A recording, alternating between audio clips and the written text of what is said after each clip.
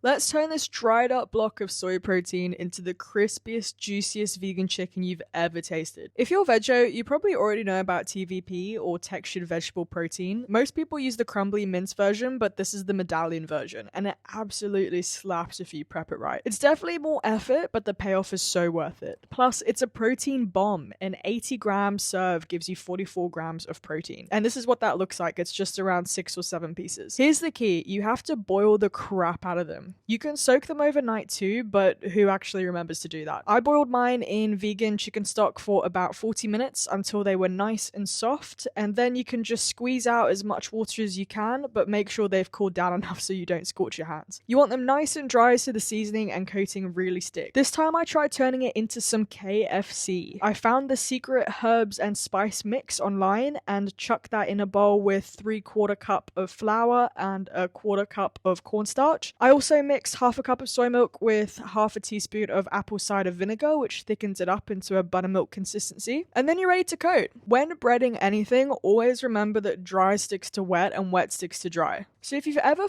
deep fried something and the breading slipped straight off of it, that's probably because you coated something wet with a wet batter. The TVP will be wet because it's been rehydrated, so we need to dip it in the flour first to get it all dry. Then it gets dipped in the buttermilk, and then it can go back in the seasoned flour.